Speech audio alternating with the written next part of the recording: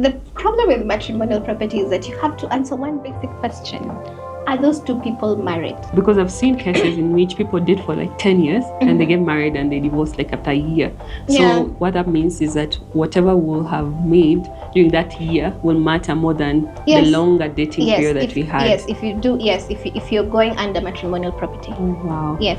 When people have been married and they've acquired most of their property within the marriage, people have been able to prove their financial and non-financial contribution and gotten 50% in court. But it is based on how you can prove your contribution. This 50-50 property sharing, does it exist or is it just a Netflix scenario? Well, the short answer is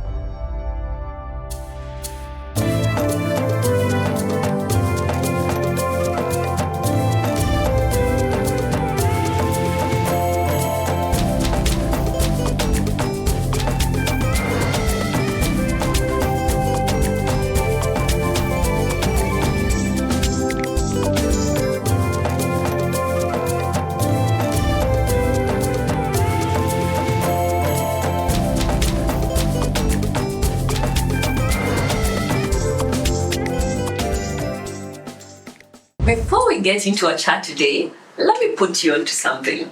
You know those moments when life hits you with a plot twist? Your car breaks down, school fees deadline is laughing at you, your Biashara needs stock ASAP, or you've just landed an LPO, but your wallet says, "Wewe tulia." We have all been there. That's why I have to shout out Phoenix Capital, the real MVPs for us folks who are out here trying to make ends meet without losing our minds or our assets. These guys get it. They don't talk at you with big bank jargon. They talk with you like a partner who knows your dreams and your daily struggles. Whether it's fixing your car and paying kidogo kidogo with Multifix, expanding your hustle with Zeddy business loan, getting a quick salary advance when the maths isn't mathing this month, or finally sorting out your insurance in peace. Phoenix Capital is that friend who shows up when you need them the most with solutions, not stories. So, before we even talk any deeper today, Phoenix is a plan you didn't know you needed, but you'll thank yourself for finding. All details are in the description below. Matrimonial property rights after separation or divorce is a topic that affects many families in Kenya but is often misunderstood. Many couples don't fully understand their rights, yet knowing this can protect families and open new paths forward.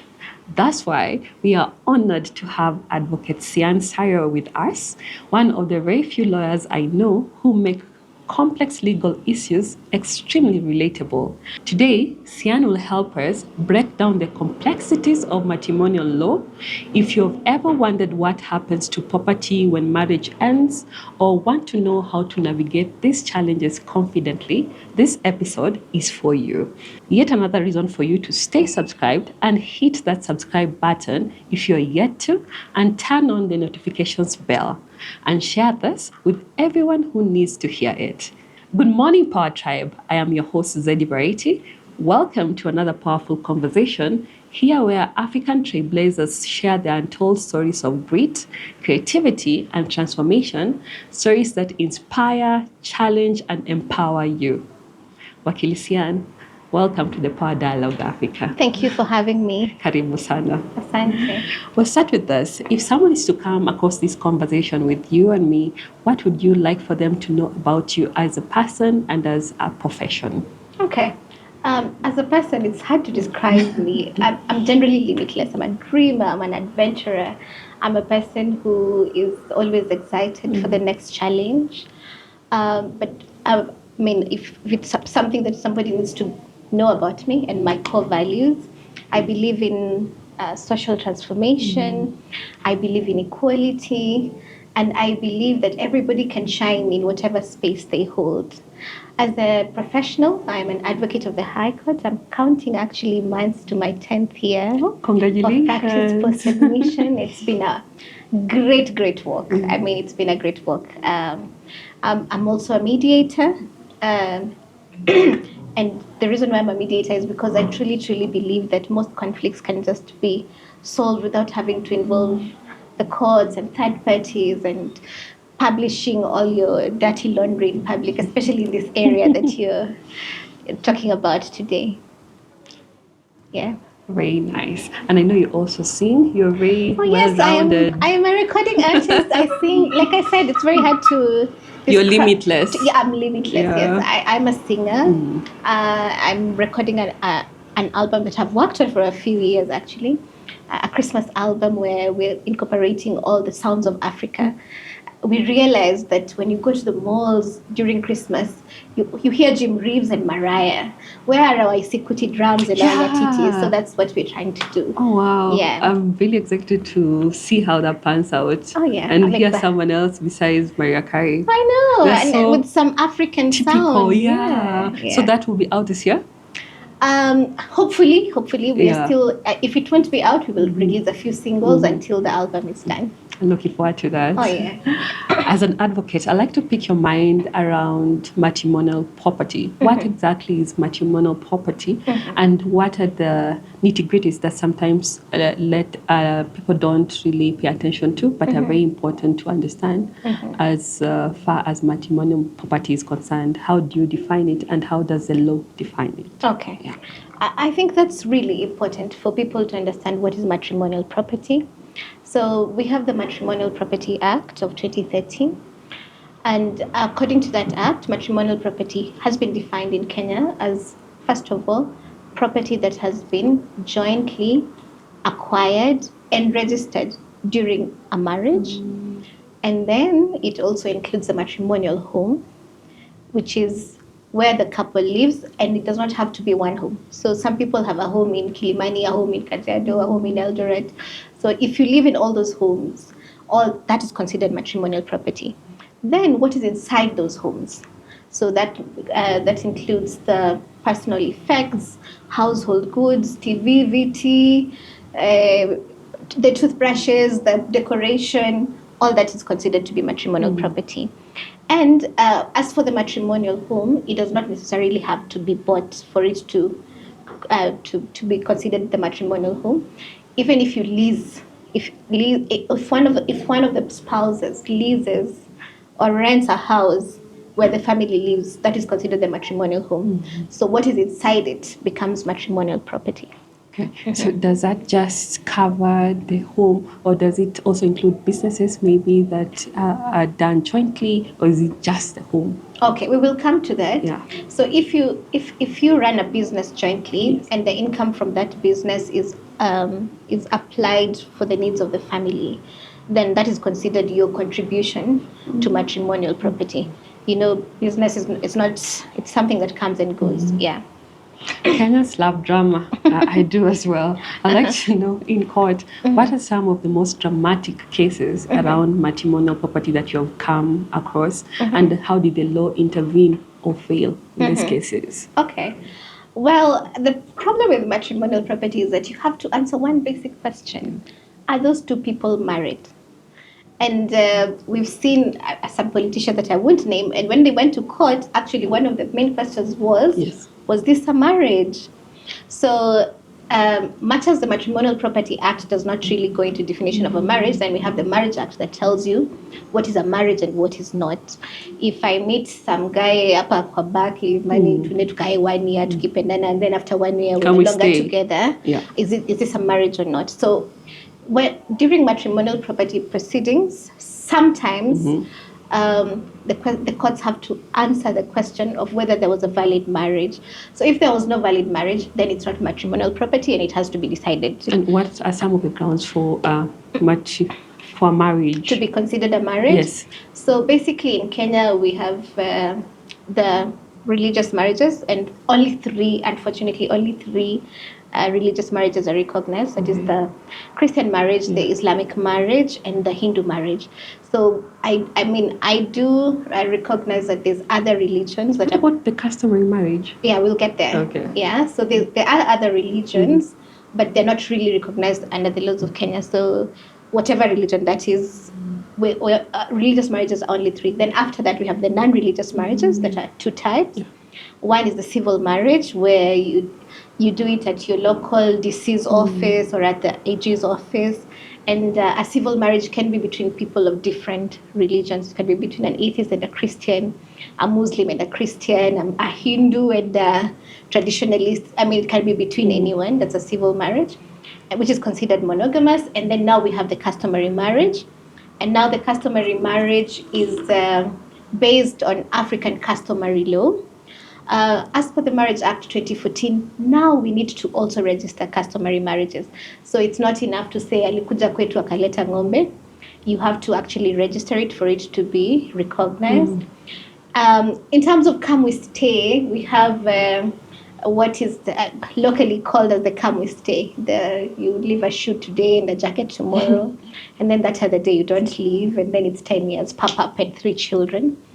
The courts, because now there's a law that does not recognize it, that the courts are a bit rigid in recognizing come we stay marriages. However, some people are still able to prove that there was a marriage, which is called a presumption of marriage. That is where people have lived together for a long time, invested together, been known as husband and wife. But just to warn you, it is a very, very, very unsafe ground. So to be safe, just if you're intentional about doing your life with somebody and building it together, just go under the one of the 5 that are recognized by law, because then you do not need to prove whether there was a marriage or not. There will be a certificate. Yeah. And I think that was very frequent with the older generation, like not putting anything down, you just come, napata watoto mnaendelea. And you'd be surprised. Really? We thought so. When the Marriage Act and the Matrimonial Property Act were coming into force, we thought this is a thing of the past. But actually, we have realized that even today, even among the most learned, the most elite, that is where you find that people easily just move in together and say, I'm so busy. I'm working outside the country. I'm still figuring this thing out. And before you know it, before you know it. And I mean, this is the only generation where people live, and after 3 children, you have a surprise, what is it called? A surprise ring after 3 children, and you get shocked. And yet you've been living together and going to Shago to make chapati. Don't do that. It's a very common scenario, as you say, 10 years and counting, and people are just existing. Yeah. Which is their prerogative anyway. So I'd like to know, when people do this 10 years, many years together, when does someone or one of the couples or both of them start owning something? And is it when they buy the first car, or when you start fighting over a favorite hoodie? When do you start owning something? When you just come with staying together? As a couple? Yeah. Well, that's a very important question. So we've defined matrimonial property, that is the family home, things in the family home, that is the personal effects, and then property that is jointly acquired and registered during the marriage. Now, there's property that is considered separate property. And in fact, the Matrimonial Property Act has gone out of its way to explain what separate property is. So separate property is, first of all, property that you had before you got married. You came with your car, you bought some apartment, that is considered your property. Then separate property is also property that is acquired during the marriage, but not as matrimonial property. So that means that just because I'm married does not mean that everything I buy from here onwards belongs to me and my spouse. So it can be considered separate property if it is not meant to be matrimonial property. So how do you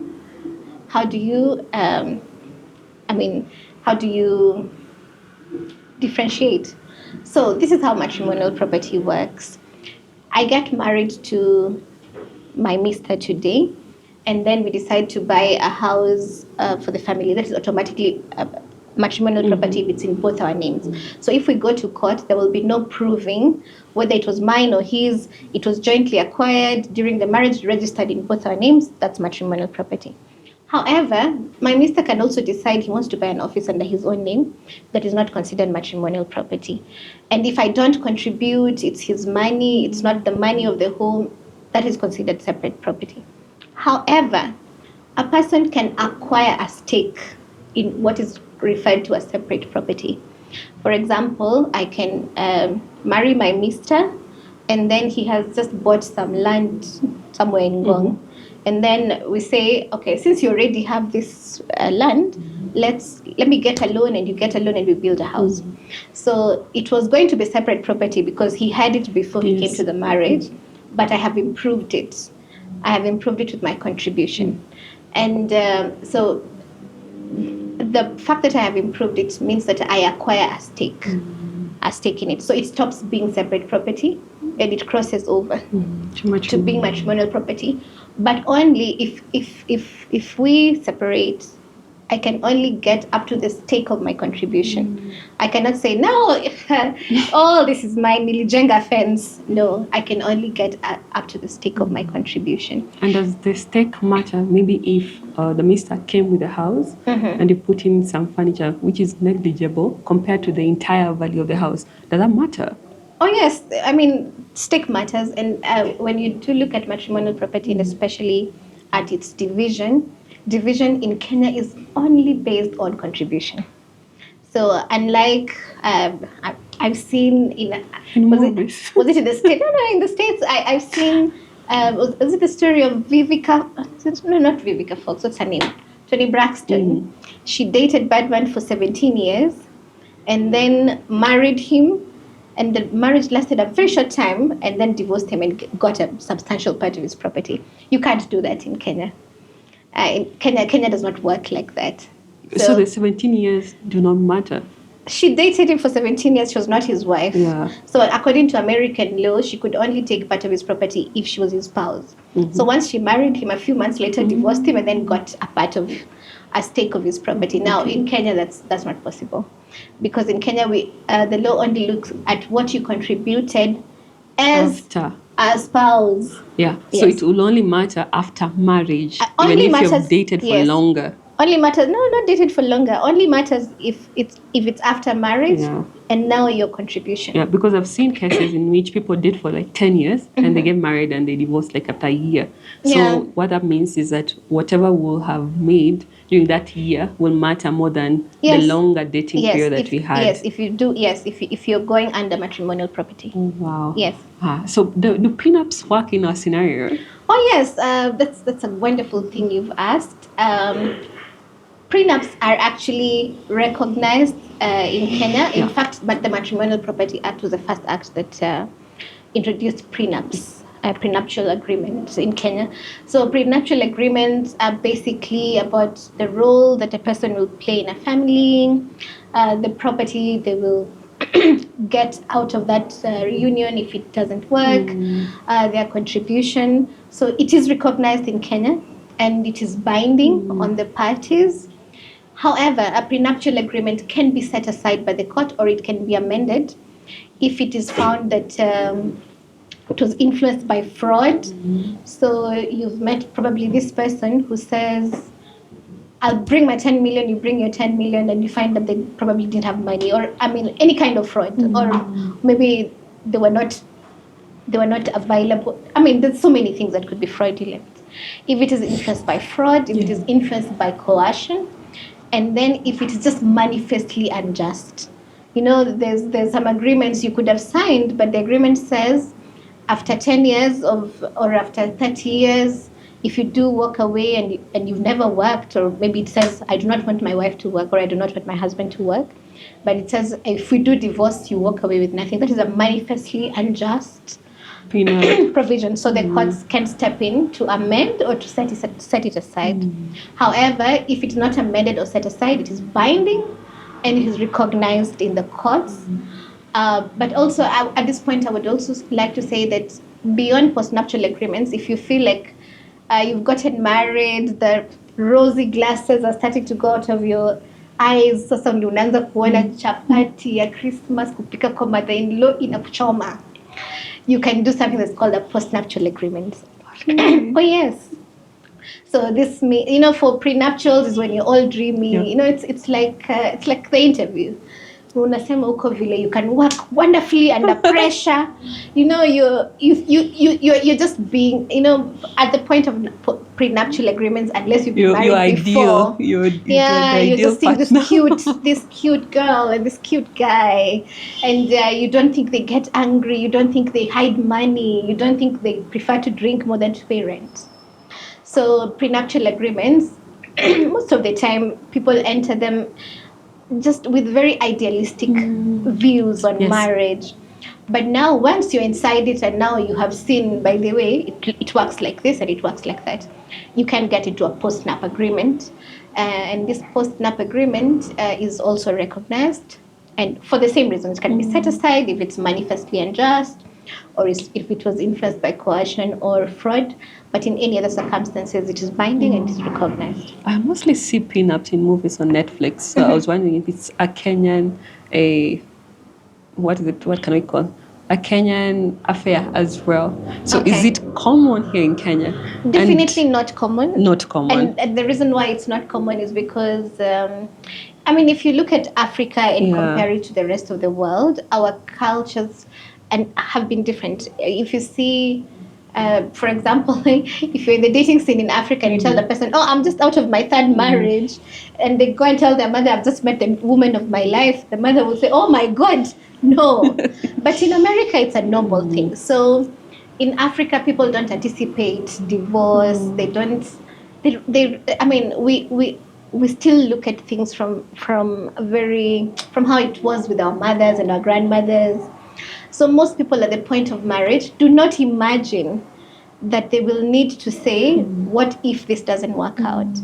And post-nap agreements are not just about divorce and separation. They're also about what are we going to do in this marriage? What am I getting out of it? So if today you are not married and a gentleman took you out and after a while proposed to you and you said, wait, what will I be getting? He will say, oh my God, she's a good digger. Because I think Africans, we're still very idealistic about relationships. Yeah. We refuse to believe that things can go wrong or that people can even negotiate. I mean, we've heard that Beyonce gets a certain amount of money for every baby she carries. If an African woman did that, there's a lot of, our culture is still different. So we don't have a lot of prenuptials. We don't have a lot of prenuptials in our market. However, we see them starting to come. Is it something you'd advise for someone to get, especially women? I think if the conditions of your marriage are already known to you, for example, if you're married to a person who works in a consular office, and you have to either leave your job here to be with him or live in separate countries, you're getting married to a person that you'll probably not see often, or you'll have to leave everything and move. And this is already a condition at the point of your marriage, and you want to know, okay, so after I've left my job, I've left my friends, I've left all the things that I know, what am I getting? Then you can get into a prenuptial agreement. If it is important to you to get certain properties to support your children, for example, if you get a certain number of children in the marriage, yes, do get into a prenuptial agreement. However, okay, I don't know. It's 50-50. It depends on the circumstances. It really does depend on the circumstances. So no one should fit all. You just take your scenario as it is and make the best decision, right? Yeah. See, but it's okay. Yeah. I'd like to know from your experience, what are some of the most common assumptions people make, especially women, when it comes to joint ownership that usually lands them in trouble sooner or later? Great. Yeah. One of the assumptions that people make is that if you're not named on the title or on the ownership documents, then you do not have a stake.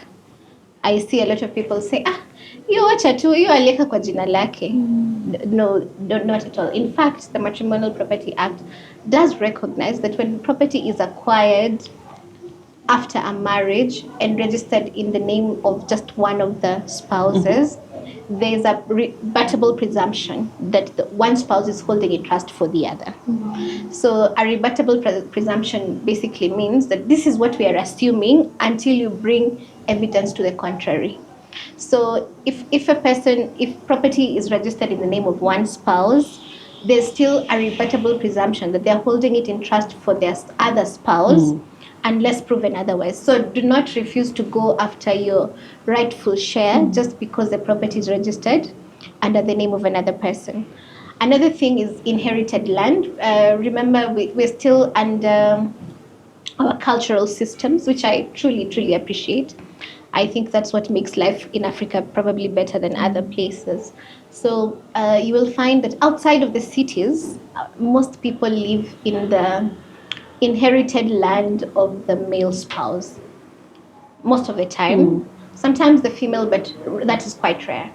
So basically, inherited property is separate property unless the other spouse has contributed in improving it. So if the other spouse contributes in improving it, then they get a stake. So just because got married to some guy in Bungoma and we lived up next to his mother, and then I have gotten all this money from the bank to build, does not mean that when now this marriage is over, I because it's inherited land, that's it. You cannot claim a stake, can you? Yes, I get a stake up to the level of my contribution. Yeah.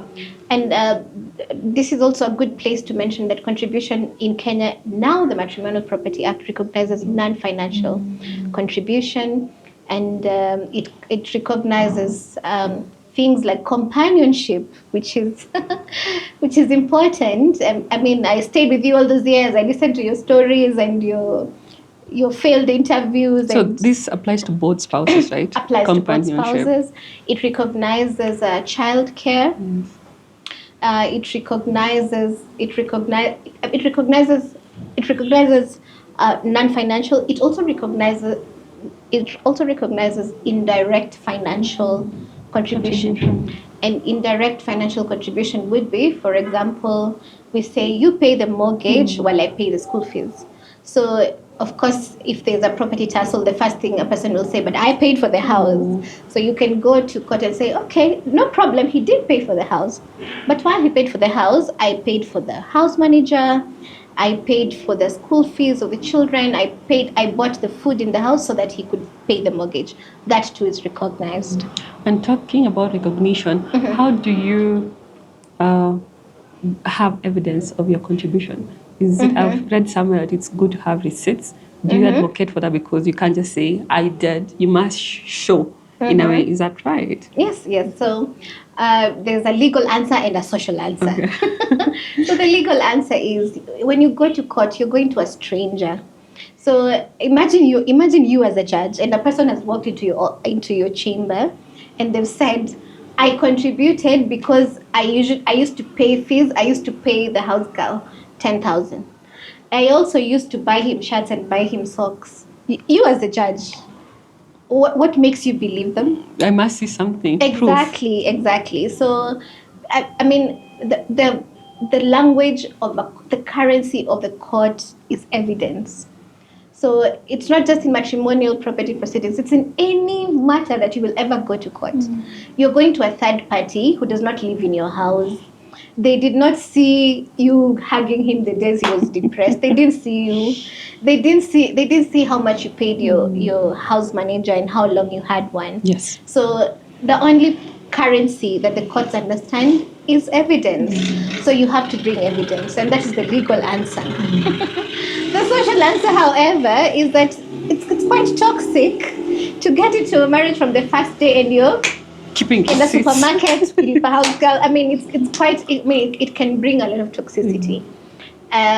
So, however, that is the only way to prove it if it has to go to court, and that's why we say for family matters, if you can avoid the courts and try alternative dispute resolution, it makes far more sense. Because, for example, if you go before a mediator, you do not need to come with your evidence.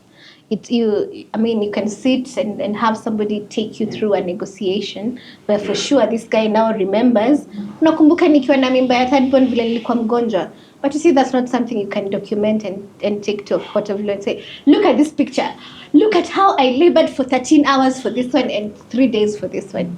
So unfortunately, if it goes to a court, you do have to bring receipts. So does it mean that it is more advisable to handle matrimonial property disputes at mediation stage rather than taking them to court? Is it something that you would advise towards? I like that you say mediation stage, because many people look at mediation as just a stage of dispute resolution and not a completion. But mediation is actually it could complete a dispute, and in fact it concludes many disputes.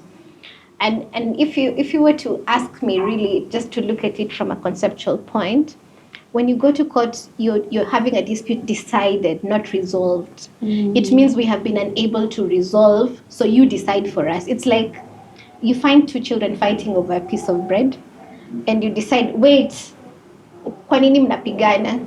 Mom, mine was this half. So in this case, you become an adjudicator. You have to decide. You say, okay, hakuna mtu anakula hata bread leo. That's a decision, right? So both your decisions are taken away and given to someone else. So when you go to a third party, when you go to an arbitrator, or when you go to a court in litigation, you've taken a third party to decide a dispute, to say how are we going to go through this. And that's when they bring the law, they bring the evidence. But mediation is separate. Mediation is saying, okay, just chill. You're fighting over this slice, yeah. You white, you want it. And you say, because I always have the first slice every day, I'm the first one, okay? Now, Mimi, I'm just hungry, all right?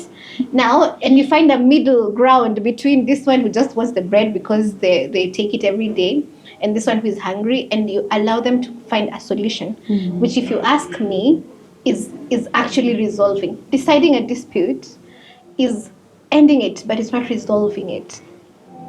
And if you look at one of the big benefits that mediation brings, is that it brings a win-win. Because if you go to court, the court will say, all right, so you're saying the Eldoret house is worth 50 million, and the one in Kitale is worth 45. All right, you take Kitale, you take Eldoret, give her the extra. But now, if you do decide to go for mediation, a person gets to say, that one has some significance to me because it's next to my older mother. Those are probably considerations that will not be taken into account in a court of law. Great. So mediation is a whole, it gives completion. It's not just a stage. It concludes a dispute. And really, I would advise anybody out there who's having a matrimonial property tussle to consider mediation. Yeah. Noted. So I know the 2014 Marriage Act was one of the most awaited laws that we have right now. Yeah. But I know it still might have loopholes.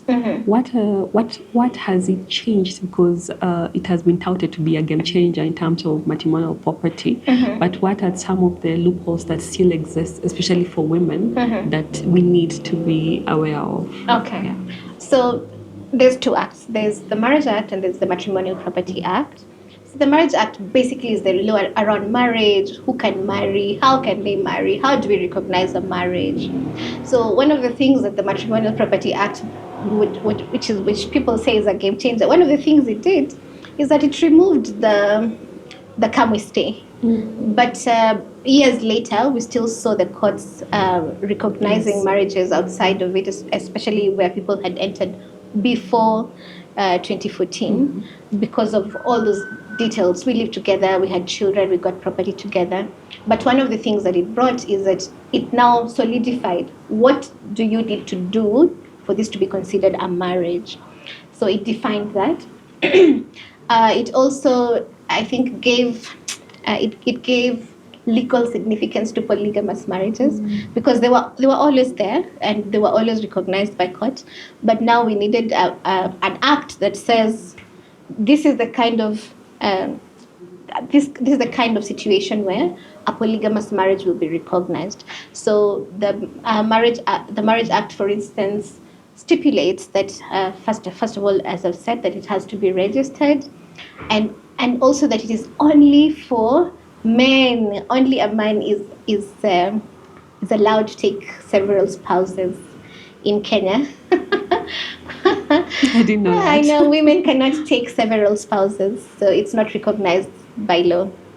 A woman can only have one spouse legally in Kenya. I saw in South Africa they were trying to introduce a bill for polyamory where a woman can have several legally recognized male spouses. But some of the loopholes is that we still have traditional marriages where women married women, for example. I've seen it in my community.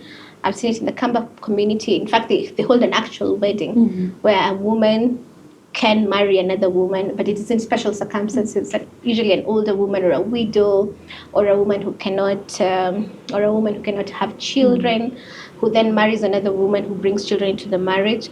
That is a situation that has not been taken care of by the Marriage Act. Now, on this other side, on the Matrimonial Property Act, it helped to divide property between marriages, polygamous marriages. So it stipulates, for example, that if a man is polygamous, matrimonial property, there's a formula in how it is divided. So if a man marries the first wife in 1980 until 1992, then marries a second wife, and then marries another one in 2000, then marries another one in 2024. So the Matrimonial Property Act actually stipulates how matrimonial property will be divided. So it says between 1980 and 1992, he had one spouse.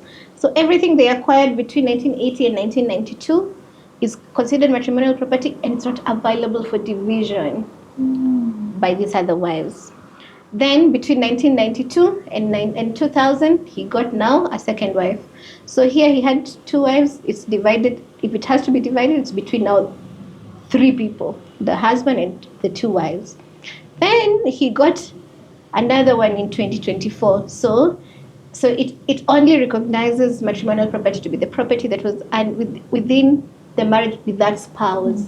So if the first one doesn't leave, she'll be a beneficiary in all of stages them, in of all the these stages. other marriages. Yes.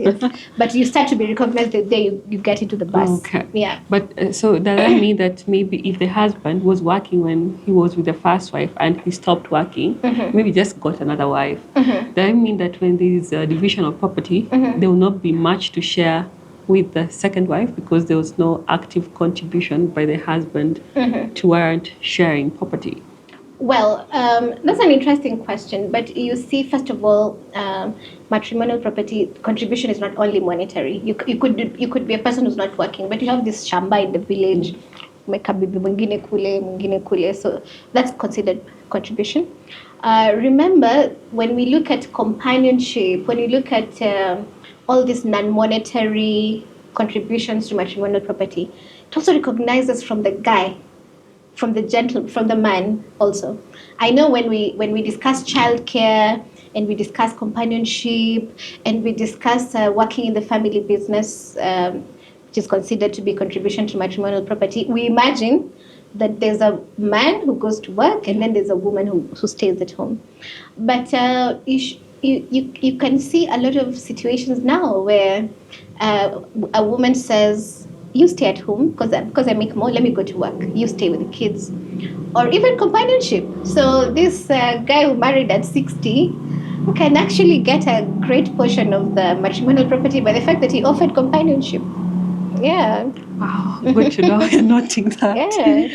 You spoke about contribution and you said women should be aware of not claiming what is rightfully theirs, maybe if they're not on the deed or something. Yeah. In your experience, what cultural or emotional dynamics usually hamper women from claiming what is rightfully theirs? Okay. I think the first is the fact that one person was working and the other was not. And you will see that even in American courts, a person will say, but she wasn't working all those years. But you see, working in the home is work. And in fact, work at home, domestic work is recognized as as contribution under the Matrimonial Property Act, including working at the family business if the proceeds from that business went into the care of the family. And outside of the towns and the cities where most people go to work, when you do go to the villages, you find that a girl will be married very young. Then they will open a small kiosk for her, put next to the house. She'll wake up, cook, take care of the kids, go to the shamba, and then now go to this shop. And for many years, this would never be recognized because it was considered to be coming with a label of wife. Yeah. I mean, if I marry you, you're expected to cook. Aren't you supposed to do domestic? Who is supposed to cleaning? Unataka nitoe watoto wapi? So they're supposed to come from you. So many women believed that me being happy with my family or me loving my children means that I cannot ask for that to be recognized and to have a monetary value. So some people believe that once you place a monetary value on something, then it loses its sentimental value. So if I used to take care of my children and I say now I want 40% of the property because I started to care of the kids, then it means I don't love them. But you do it. The truth is, it's work. Even in my normal work, if I go to work today, I love my work, but I still ask for legal fees. And I think that's one of the thinking that women need to move away from. Just because it's honorable and just because it comes from a good place does not mean it has no monetary value. So women place a lot of premium on sentimental. Yes. What is it? Value than Yes, anything yeah. else. Mimi niko na watoto wangu tu, ni sawa. I got my kids. Napenda, ni No, sawa. penda, it's fine. It's not fine. Don't be out in the street. Yeah. You should ask for everything You else should, that you comes should. with it. Yeah. And in your experience, what's the biggest lie that you've come across in terms of joint ownership matrimonial property that you believe people should be aware of? Because people sometimes get shocked because they assumed something will be jointly owned because they're together. Okay, I would just go to the fact that a property is jointly owned and jointly registered does also not mean that it's 50-50. So remember, we said it's a rebuttable presumption. That means if you don't bring any other evidence, and the title is the name of Zeddy and Peter, we assume that Zeddy and Peter are equal owners of this property. However, it could be that it's not true. It could be that you acquired property, registered it in your joint names, but you brought 90% and Peter brought 10. So what do you do in such a situation? You bring now your evidence to show that yes, it is jointly owned, it is jointly acquired, it's jointly owned. However, 90% came from me. Here are my loan statements. Here is this, here is that.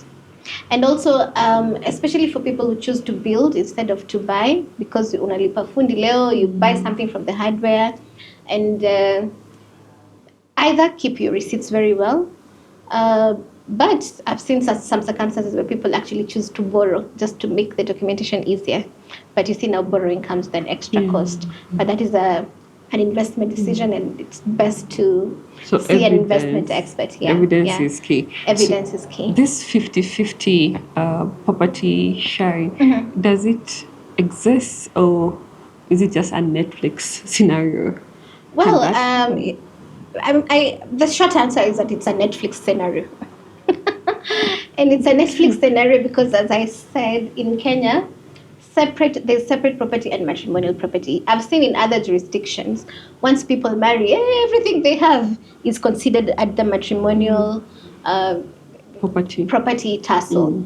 So in Kenya, there's separate property and there's matrimonial property. So you can't just say, this guy, he's been a CEO for 100 years, watch and engage the last 2 years of his life, and then I'm going to walk away with everything. No, it does not work like that.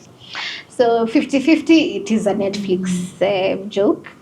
However, when people have been married and they've acquired most of their property within the marriage, people have been able to prove their financial and non-financial contribution and gotten 50% in court. But it is based on how you can prove your contribution, which is both financial and non-financial. And remember, when you're talking about financial, you can prove in terms of documentation and this is what I paid for and this is what I didn't pay for. But when it comes to non-financial, then the circumstances are different with every couple. For example, You cannot compare the contribution that a person who takes care of a special needs child brings to a marriage as compared to the one who does not have to take care of a special needs child. You cannot compare the person that just kept their life in Nairobi and went to the same workplace they did to the one who had to quit their job and follow their husband to some consular office out of the country. So all those things are how much you present to the court and how much you explain. Yeah, because as I said, the judge is a person who's never seen you. So you have to explain how this was a higher contribution than the next person. Yeah. I like that. And as you're talking about this, it makes sense to go to mediation rather than to go to a judge. Absolutely. And remember, the judge is like a public hospital. Kuna line, there's so many other people. Exactly. But now when you go for ADR, you get to have your own space where you can discuss. You cannot compare. You really cannot compare. And if you have the means to afford a mediator, I mean, you cannot compare yourself to the girl who cannot go anywhere except before a judge. So if you're privileged in a way that you can afford alternative dispute resolution methods, I mean, leave the line ya kila mtu, and some of them have nowhere else to go really. They can't afford mediation, but if you can afford it, leave the public hospital. So does it mean ADR has a more significant premium attached to it? Is it costlier than going to court? Ideally. I think it depends. But you see, for matrimonial property tussles, which are unlike all other kinds of disputes, they need a lot of detail, a lot of explaining, a lot of things that you would probably need time, especially to negotiate, and especially where there's children involved, and these people will have to keep a relationship after the dispute has been resolved or decided. Yeah, so it's much better to go the ADR way. Talking about children and talking about, we mentioned, even if you build on land that isn't yours, you can justify in terms of the contribution you place can get a stake, on the land. Yes. Yeah. So my first question around this, when there is this tussle, whom do the children belong to? Is there a way of settling that? And I've also seen instances where maybe someone goes and builds at their spouse's home. Most likely it's usually the man. So you build there and then there's a problem. Maybe the man passes away and no one allows you to even access the land. So how do you justify your contribution to land that you cannot even access because it becomes very toxic and grey? Okay. How do you circumvent those two? All right. So let me start with the children. Children are not at all a consideration in matrimonial property. So first of all, children are not property. So let's start by Niwanani. Children will always belong to the two of you forever. I mean, children will always belong to their mother and father. There's no law that can forcefully take a child and say they're not yours, they belong to another person. However, what the courts can do is that they can decide on maintenance, on custody, on who's the parent with primary custody, who gets to visit. However, the children will always belong to their mother and father. So the courts can never decide who a child's parents are, except in a situation where there has been an adoption. And it's very rare to have an adoption where the real parent has not given away the child, unless the child was found and then the parent has come later. So that's quite rare. So generally in matrimonial property proceedings, children are not a factor. And they're not a factor because they're not owners. They came about as a result of the marriage, and they're not owners. And children matters in terms of custody, maintenance will classically be taken to a children's court, even when the same couple has a matrimonial property cause. So the children's matters will classically not be dealt with in the matrimonial property cause, because different considerations and different evidentiary standards are in children matters. However, in matrimonial property causes, you will often see that the spouses will want to say, "Who I live with the children, so it's better if I stay in the house and I pay him his stake," or the children were raised here. Now, for property that is within family homes, which is now the biggest problem, where now the marriage has ended, and this lady used to live. They made a home in inherited property. That was your question, Yes. right? And now there's toxicity. There's probably relatives who does want to deny the woman access. So classically, what the court will do is that they will assign you a stake. They will say, you've proven that in this while you were in this marriage, you contributed this percentage to that home. So that percentage you can be paid out. You can be paid out.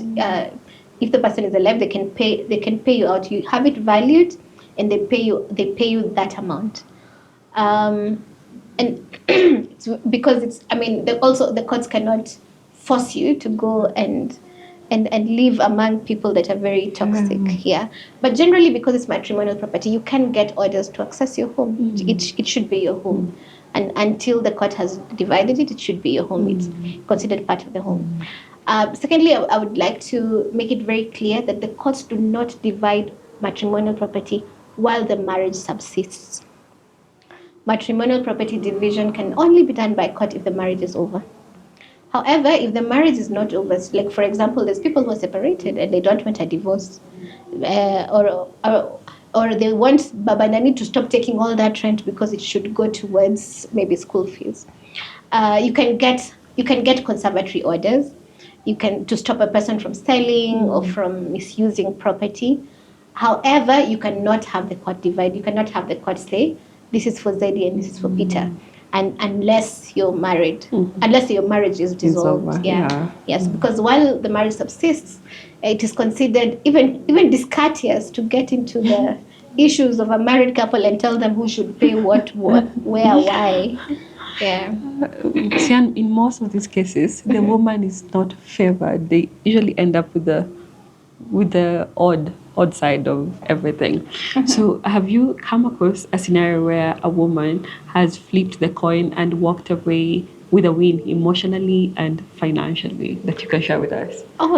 Well, there's nowadays for family matters we no longer name the parties, but I was very impressed by a woman who refused. She got very small percentages in the High Court and in the Court of Appeal, and she went all the way to the Supreme Court and said, wait, my non-financial contribution was this and this one and this one and this one. And eventually the Supreme Court actually agreed and said, yeah, if we add what you brought in terms of money and what you brought in terms of companionship and childcare, you should get 50% of the estate. So really, it's I think it starts with how you value your own contribution as a person. Yeah. So I believe even in this scenario, receipts are very important. The what? Receipts. Just yes. proof that you did this and that. Yeah, but just like I said, I mean, when you think about it, it feels a bit toxic, right?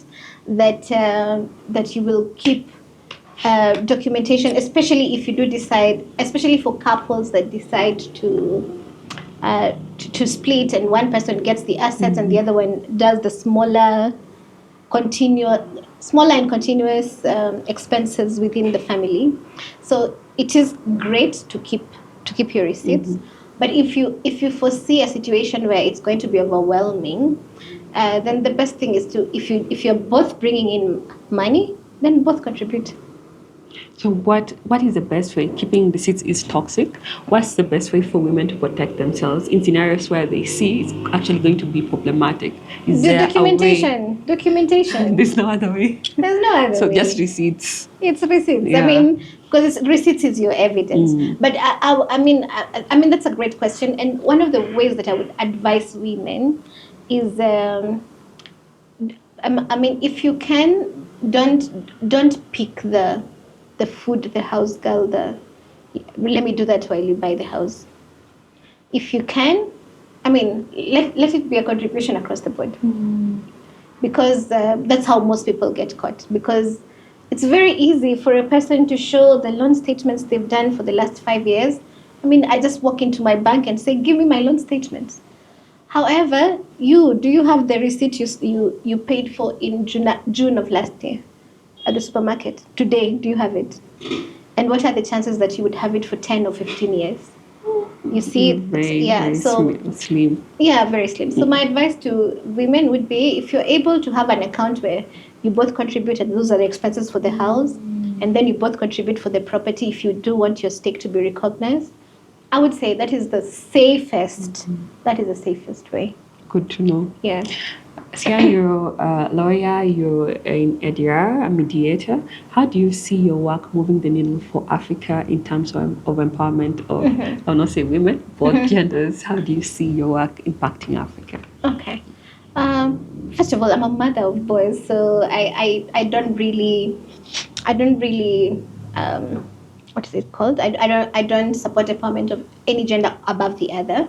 However, I do support empowerment of everyone, and especially now especially in Africa, women are still behind. They're still very, very, very far behind.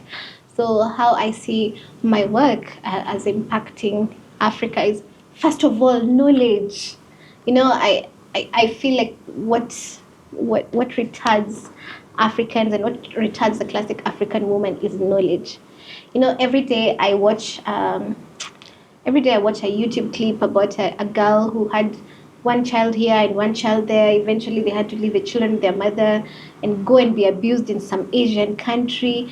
I keep thinking, were you aware that you could have gone to a children's office and gotten the father of these children to provide for them? You did not need to become a prostitute.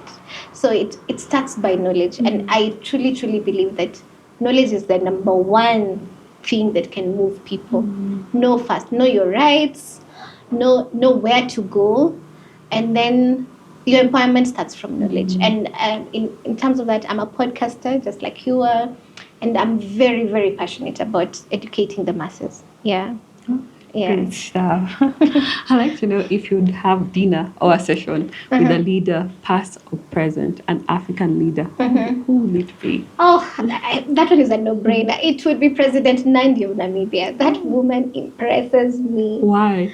She impresses me, first of all, because she stayed in the struggle for a really long time, and many people would have given up. Many people would have said, I've done this in my 30s, in my 40s. Let me leave it for the men, and she didn't. Secondly, I love her policies, and especially her anti-colonial policies. I feel like many people, especially for our generation, for millennials who come into a system that was already pre-done for us, it is very easy to just come in and say, okay, is this how you've been doing things? Let's do it like you. I like the way she's shaken things and said, chill. You mean my people cannot come to your country? I'm also not giving visa to your people to come to mine. So I like the fact that she brings in some African sovereign power and saying, this is also our home, and we get to decide what happens in our home. So I'm very inspired by her. I'll check her out and just see how she fights for her cause. Oh yeah. What is the most African thing about you, Sian? Kutuma salamu. That's interesting, because I come from a culture where greetings are actually a pillar. So in my culture, greetings take a very long time. So we don't say hi. We Inashinda wa Luya? Yes, I know Luyas do the let's do.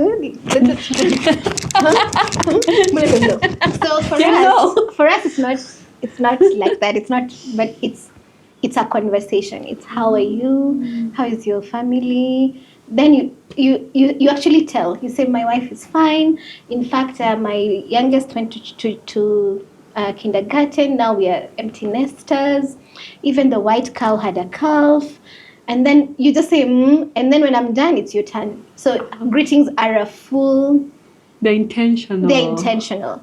So I realize that whenever I meet people, I will ask them about somebody that I can send greetings to. So I'll say, so Zeddy, how is your toy, or how is your boyfriend? And then when we part, I will always say, Salimia Johnny. I have to send greetings. I think that's the most African thing about me. I love sending greetings.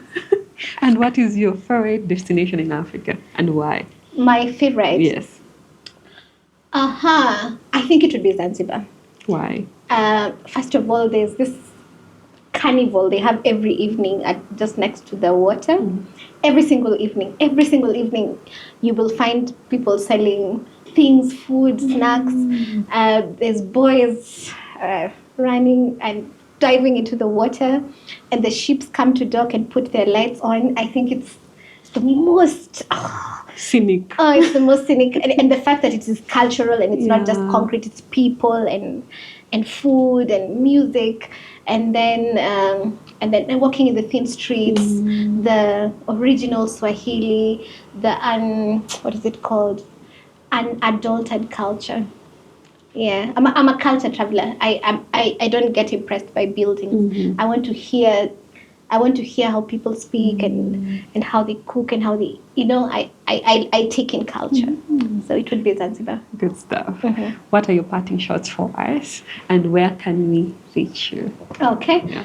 My parting shot is that be limitless. Be limitless in whatever it is. If you're that woman who cook a village who wakes up and goes to that small shop, don't say this is my end. Be limitless. Everything in the world can be pushed. Every single thing can be improved. It can be grown. Be limitless. Do not accept circumstances that you don't enjoy. If it's what you want, sour. If it's not, push it. And how I can be found, you can, first of all, we have a YouTube page. I'm a podcaster as well. You can watch some of our content at Sairo Law Global on YouTube. And you can email me at sian@smlawafrica.com. Good stuff. Yeah. Thank you so much. It's been a joy and very empowering. I'll take away a lot from this. Oh, Hopefully, great. I don't need it, but I will take it. Everybody needs the knowledge. Yes. Yeah. And you say the information is the strongest defense you can ever have. Absolutely. Yeah. Yeah. Thank you so much, Advocate Sian. You're welcome. And we look forward to having you again. Asante. Karibu. Okay. Thank you for being part of this episode of the Power Dialogue Africa. In this episode, we discuss matrimonial property. Please like, comment, and share because your voice helps amplify these important stories. Do you have a story to tell or know of an African changemaker whom we should all be listening to?